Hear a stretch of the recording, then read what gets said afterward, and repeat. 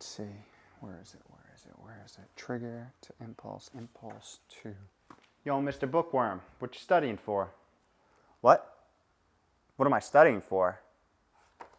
Basically, my life. You see, if I do good on this test, then I'll get good grades. If I get good grades, then I'll get into a good college. If I get into a good college, then I'll get a good job. If I get a good job, I'll find a good wife. If I find a good wife, then I'll have some kids. If I have some kids, then I'll be happy. If I'm happy, then I'll be nice. If I'm nice, then I'll go to heaven, and it will all be worth it. All be worth what? What?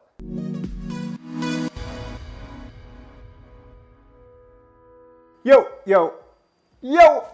What is up? Welcome back to another week of How to Health. My name is Kevin. I run liftingbalance.com, where we take aim at all things health and do it in an odd, weird, interesting, and highly sarcastic manner. Today, we are going to work the most powerful muscle that we have in hopes of understanding how we can use it to make all those hopes and dreams and everything that we had as a kid actually happen. Because let's be honest, the majority of us humans probably aren't doing what we truly want to do in this thing called life. We're not living on our terms, answering to us and only us, unless you have a wife. And if you happen to be, then you, my friend, have won. Keep it up. As for the rest of us, let's see how we can hack this 5-pound mushy membrane to help us achieve whatever we may desire. And if you haven't already guessed, talking about our minds. And for today's conversation, we will be honing in particularly on our external reward system, driven by the neurotransmitter dopamine, and how we can leverage this to drive goal-oriented behavior that could help us achieve what we want to achieve. Now that was a long sentence. Let's take a break with a quote. Success isn't guaranteed, but the struggle is. We'll come back to that. So first off, let's do a little review of the two major reward systems, internal and external. We've come equipped with two major reward systems throughout the course of evolution. One that focuses on looking inwards, being grateful, being satisfied with what you have, comfortable that it is enough, bringing you into an ever so calm state of contentment. I think that's a word. This warm and fuzzy goodness is regulated by the neurotransmitters serotonin and oxytocin. And we actually touch on oxytocin right here. Now, what about the second system? The ever-hungry, goal-oriented system that gets all the press for its flashy shoes and sex appeal. Okay, I'll stop before I go too far. This many-time external goal-focused system is regulated by the fan-favorite neurotransmitter dopamine. And this system is thought to be a big part of human evolution. In other words, human survival, allowing us to get through all the hardships and uncertainties, leading us to the Netflix and chill era. I know, thank God. And this is what we're gonna focus on today. Primarily how to use this pathway to achieve goals that we set for ourselves and overcome the mental and physical struggle known as the process. So how does this reward system work?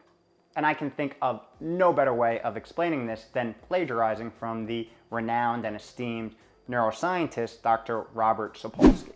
He talks about a study that so elegantly captures the true nature of dopamine in rewarding goal-oriented behaviors. And it went like... No TikTok on YouTube? Okay. Monkeys were taught to press a button 10 times every time they saw a light go on. If the task was successfully completed, they would receive a reward, in this case, food. And over the course of this experiment, dopamine secretion was measured. Now, many would assume that the spike would occur at the retrieval of the reward, but that's not what happened. It was observed that the biggest spike actually happened at the signal, or the light going on. And essentially, this spike was the monkey's assurance and confidence that they had this in the bag. They knew exactly what they had to do to get that tasty, scrumptious treat. This right here drove the monkeys to do the work, aka press the button 10 times. I think that was 10. And the end goal, aka the treat, was obtained. And by the way, guess what happens when researchers were able to block the secretion of dopamine at the signal? The monkeys didn't do the work. Wow, This observation was profound because it suggests dopamine is not about the pleasure. It is about the anticipation of the pleasure, the pursuit of the pleasure. And if you're just hopping on at this part, I swear we're not talking about anything sexual. It's about the anticipation of happiness rather than the happiness itself. Pretty. But wait, there's more. Researchers then tweaked the study and only gave the monkeys the reward 50% of the time after completing the work. What do you think happened? Seriously, pause the video, comments below. We'll wait.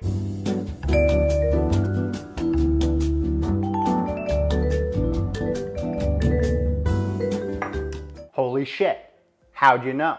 Dopamine secretion went bonkers, through the roof with the introduction of the maybe factor.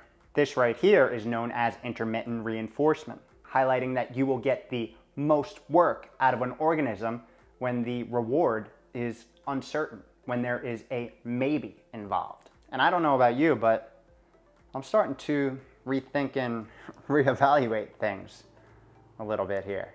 They've been playing me this whole time. Now, before we get into the ways on how we can tweak the system to help us humans achieve the goals that we want to achieve, I want to point out one more observation that Dr. Sapolsky says is unique to humans. We have this special ability to sustain long delays and waits in anticipation of reward that could be decades out, spanning our education, our careers, and guess what? Even post-life. Do you know anyone who's acting a certain way today in hopes of being rewarded in the afterlife? I do. I mean, wow. Just wow. So how can we harness this wow and use it to shape a winning mindset? We just learned that dopamine is secreted en route to reward and not at reward. It is a key factor in driving the work that needs to be done in order to achieve our end goals, whatever they may be. But how do we use these underlying mechanisms to stick with and complete a long-term or lifelong ambition? For example, starting a business, running a marathon, eating healthy, writing a book, exercising regularly. It could be anything. And the way this happens is through a process called subjective insertion. This is the process of rewarding incremental steps, in particular, incremental steps that are about forward motion. Let me explain. With subjective insertion, you create small, self-designated milestones that you feel are micro steps to achieving your overarching goal. For our eating healthy example, it could be adding a new vegetable every single week. For our marathoner, it could be adding a quarter mile every time they go out to run. Whatever. The key here is to establish daily or weekly goals that can be rewarded and that you do reward based on your own realistic criteria created and judged by you. Doing this releases dopamine in short, sporadic bouts throughout the whole process. Continuous reward and reinforcement of real obtainable steps, getting you closer, inch by inch, to that end goal. And some form of subjective insertion is basically a must when you're talking about doing anything challenging with open-ended uncertainty attached.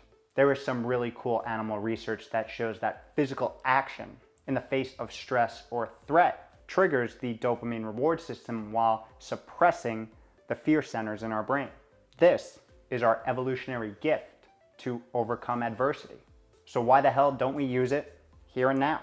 The focus here should be on introducing new positive thoughts, specifically around your goals that will consistently drive this reward system, keeping you going when the going gets tough. If your goal is to live to 150, not saying that is or isn't my goal, this could be rewarding getting up and getting your workout in before work, eating a healthy lunch and dinner, and giving yourself a 9-hour sleep opportunity every single night.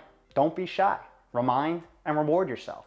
It is the daily micro habits that are going to dictate macro changes and macro goals in the long term. Like we said before, success isn't guaranteed, but the struggle, that is. And the only way to truly win is to learn to love and reward the process. We cut? We're good? Awesome. Awesome video.